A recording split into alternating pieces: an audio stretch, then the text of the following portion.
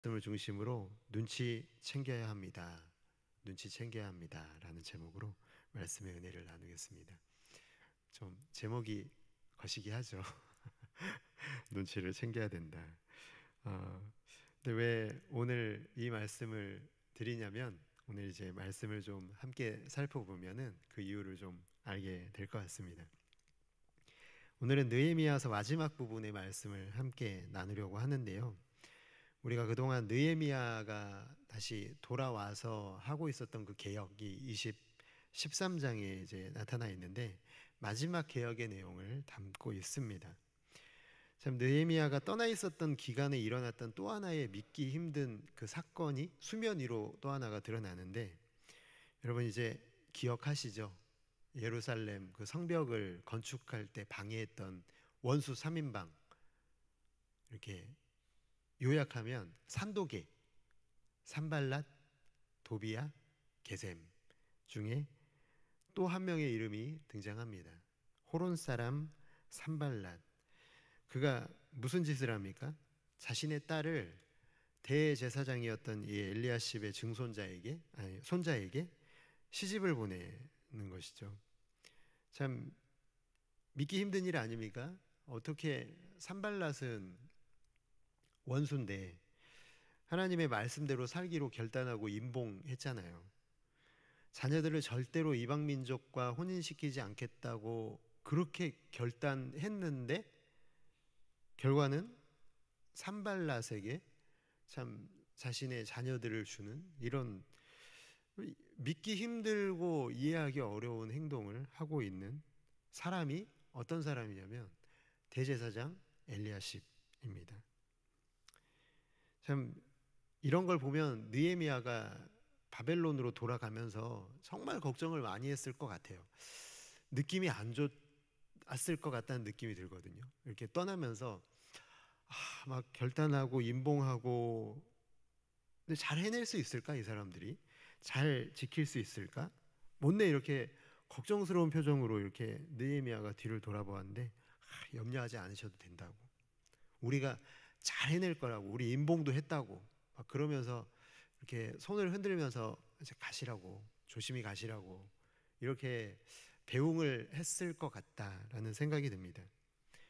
왜 좀 TV를 보면은 그런 영상들 좀 많이 있더라고요.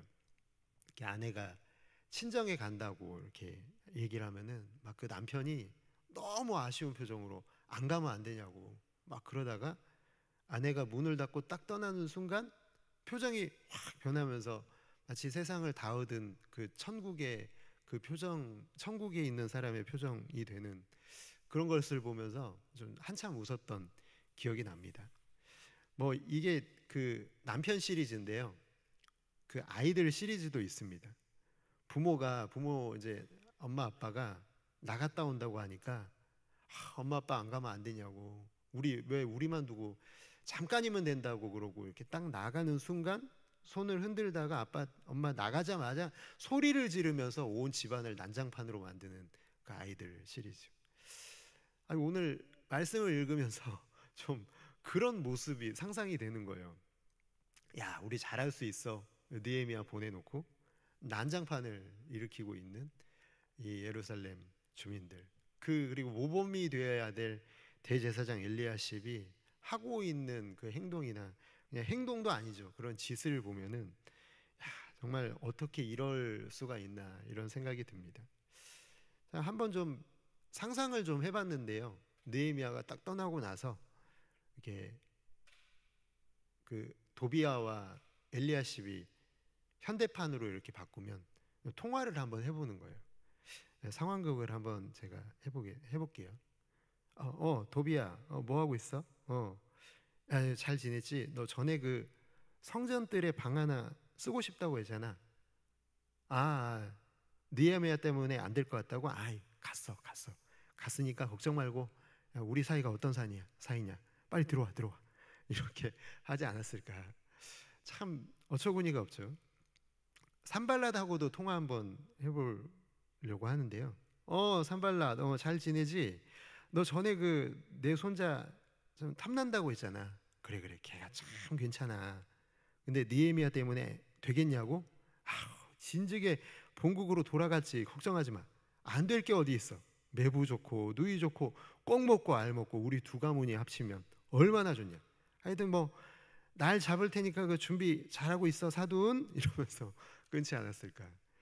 제가 뭐 현대식으로 각색해서 그렇지 뭐 사람 사는 게 뭐 다 비슷하지 않겠습니까? 뭔가 이렇게 이런 일들을 통해서 뭔가 이런 나와 상대방의 그런 이해관계가 맞으면은 원수라고 하더라도 뭐 이런 일들이 일어나는 일이 비일비재하지 않을까 생각을 해보게 됩니다. 사실 뭐 이게 뭐 산발랏과 엘리야십 그 도비아의 관계뿐만 아니라 뭐 우리도 그렇지 않습니까? 사실 하면 안 되는 일이 있잖아요. 그래도 너무 하고 싶으니까 눈치 보고 있다가 누가 봐도 그러지 않을 만한 위치에 있는 사람이 먼저 해주면 선이 무너지는 거죠. 먼저 해주면 이제 내가 할 수 있는 거예요. 누구라도 할 수 있는 거예요. 대제사장 엘리야십이 이방 민족과 자신의 자녀를 혼인을 시켰어? 나도 되겠네. 옳다구나. 선이 무너지는 거죠. 우리가 하는 말 중에 그런 얘기 많이 하잖아요. 선 좀 지켜라. 선 지켜라. 비슷한 의미입니다. 무의식 중에 선을 지키고 있는 거예요. 서로가 서로에게 선을 지키려고 노력을 하죠. 그런데 여러분 그렇잖아요. 뭐 영향력이 없는 사람은 선을 안 지켜도 사실 별로 그렇게 자기한테만 영향이 있지 뭐 다른 사람들에게 영향력이 없거든요. 그런데 뭔가 중직을 맡은 사람이 선을 넘으면 그건 굉장히 큰일이 나는 겁니다. 영향력 있는 위치에 있는 사람은 선을 무너뜨리게 되는 순간 아주 큰 일이 일어나게 되죠. 대제사장 엘리야십이 바로 그런 영향력 있는 위치에 있는 사람이었다는 거예요. 앞장서서 성전을 더럽히고 앞장서서 이방 민족과 통혼을 허용하는 자신의 자녀를 뭐? 대제사장이 그랬다고? 진짜? 우리도 해도 되겠네. 이렇게 되는 거죠. 여러분 그렇다면요.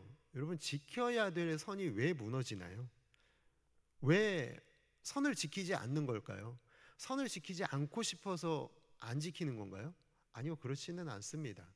분명히 선을 지키려고 했을 겁니다. 그런데 왜 무너지나? 그것은 여러분 항상 그런 것 같아요. 신앙이 있는 사람들이 선을 지키지 못하는 이유는 뭐냐면요. 사람 눈치 보기 때문입니다. 사람의 눈치를 의식하기 때문에 그래요. 사람을 의식하는 순간 여러분 우리가 하나님을 믿고 있는 사람이라고 하더라도 하나님은 그 선 밖으로 밀려나게 되어 있습니다. 사람이 내 마음에 들어오면 사람을 의식하면 하나님이 내 마음을 통치하는 게 아니라 그 사람이 내 마음을 통치하고 있는 거예요. 그러니까 하나님이 그 순간에 우리에 대한 통제력을 잃어버리시는 거예요. 엘리야십도 그랬죠. 느헤미야가 있을 동안에는요. 그는 자신의 마음을 선을 지킬 수가 있었어요. 그런데 느헤미야가 사라지는 순간 더 이상 눈치 볼 사람이 없어진 거예요. 그의 눈치를 보고 있었는데 이제는 내 마음대로 할 수 있는 위치에 내가 마음대로 해도 누구도 나한테 뭐라고 할 수 있는 사람이 없어진 거예요. 누구도 뭐라고 하는 사람이 하나님이셔야 되는데 그 하나님이 그 마음속에 안 계시니까 이제 자기 마음대로 하기 시작하는 거죠. 느헤미야 13장 28절에 보니까 이렇게 되어 있습니다. 대제사장 엘리야십의 손자 요야다의 아들 하나가 호론 사람 산발랏의 사위가 되었으므로 내가 쫓아내어 나를 떠나게 하였느니라. 여러분 느헤미야는 다르죠. 여기 보면은 느헤미야는 사람 눈치 보지 않습니다. 사실 대제사장이 한 일이잖아요. 그러니까 이 제사장의 직분을 더럽혔다고 하더라도 대제사장의 손자 그도 역시 제사장이잖아요. 제사장을 쫓아내는 게 쉽지 않은 일이에요. 그런데 눈치 보지 않는다는 거예요. 현직 제사장을 쫓아내는 일을 했을 때 사람들이 뭐라고 그럴까요? 멀건 아니냐. 자기가 뭔데 제사장을 그만 쫓아내고 그러냐. 너무한 거 아니냐? 이렇게 반감을 살 수 있는 행동이었다는 거예요. 그런데 느헤미야는 사람 보는 사람이 아니에요. 만약에 그가 사람 눈치 보는 사람이었다면 느헤미야가 예루살렘에 와서 할 수 있는 일이라고는 아무것도 없었을 거예요. 하나도 못하고 그냥 돌아갔을 겁니다. 눈치만 보다가요. 그런데 그는 언제나 가차없이 봐주지 않고 아주 공평하게 모든 일들을 처리한 이유가 뭐냐면, 그는 사람과의 선을 지키는 게 중요한 게 아니라 하나님과의 선을 지키는 게 중요한 사람이었다는 거예요. 그가 어떤 일을 하고 나서 기도하는 내용이 항상 있거든요. 그가 항상 어떤 일이 마무리되면은 기도를 해요. 근데 그게 느헤미야 전체에 나오지만 오늘 본문에는 두 번이나 나오거든요. 느헤미야 13장 29절과 31절에 나오는데, 말씀을 보면 이렇게 되어 있습니다. 내 하나님이여, 그들이 제사장의 직분을 더럽히고 제사장의 직분과 레위 사람에 대한 언약을 어겼사오니 그들을 기억하옵소서. 또 정한 기한에 나무와 처음 익은 것을 드리게 하였사오니 내 하나님이여, 나를 기억하사 복을 주옵소서. 그는 항상 하나님의 눈치를 봅니다. 그가 그들을 기억하시는 분도 하나님이시고 나를 기억하시는 분도 하나님이시라는 거예요. 그 느헤미야는 하나님의 말씀대로 순종하는 것 외에는요, 뭐 뒤를 돌아보거나 사람의 눈치를 살피거나 그런 사람과의 선을 지키려고 하는 게 아니라요, 하나님의 눈치를 보고 선을 과감하게 넘고 때로는 그 선을 넘지 않으려고 노력하는 사람이었다는 거예요. 사랑하는 성도 여러분, 오늘 여러분께 부탁드립니다. 하나님 앞에서 자신의 모습을 살피시기 바랍니다. 오늘 말씀의 제목이 뭐였죠? 눈치를 챙겨야 합니다. 누구 눈치요? 사람의 눈치가 아니라 하나님의 눈치를 챙기셔야만 사람과의 관계에 있어서 넘지 말아야 될 선을 내가 넘을 수도 있고요, 넘어야 될 선을 넘지 않을 수가 있다라는 거예요. 내가 사람들에 의해서 끌려가는 게 아니라 하나님에 의해서 내 마음을 표현할 수 있게 되는 것은요, 내가 하나님의 눈치를 볼 때 그게 가능하다는 것입니다. 여러분, 우리가 때로는 분노가 일어나는 순간이 있잖아요. 우리가 사람과의 관계에서 정말 그런 순간이 있거든요. 내가 그 순간에 화를 참아야 되나 말아야 되나, 이건 누구한테 달려 있는 거예요? 하나님께 달려 있는 거예요.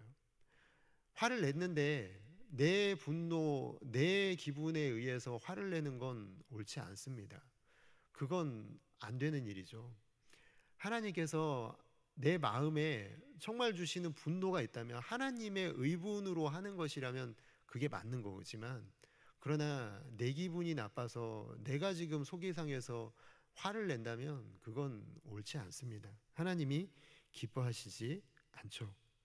여러분, 이것을 잘 분별하시기를 주님의 이름으로 축복합니다. 말씀을 맺겠습니다. 눈치를 챙기는 사람은 항상 그게 있는 것 같아요. 뭐냐면 하나님을 가장 두려워하는 사람입니다. 하나님이 지금 내 앞에 있다고 생각하고 하나님을 내 눈앞에 모시고 살아가기 때문에 하나님이 지금 내게 말씀하시는 것으로 생각하고 두려워한다라는 거예요. 하나님은 느헤미야의 기도처럼 나를 기억하사 복을 주시기도 하지만 나를 기억하사 내가 한 행동에 대해서 책임을 물으시는 분이 확실하기 때문에 그렇습니다. 하나님께 오늘 느헤미야가 기도한 내용 그거 아닙니까?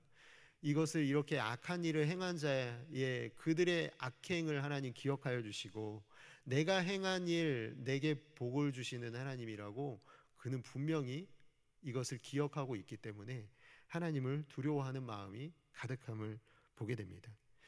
오늘 매일의 삶 속에서 하나님의 눈치를 챙기고 하나님의 뜻대로 순종하며 살아감으로 귀하게 하나님 앞에 쓰임받는 아름답고 귀한 성도 여러분들 모두가 다 되시기를 주님의 이름으로 축복합니다. 오늘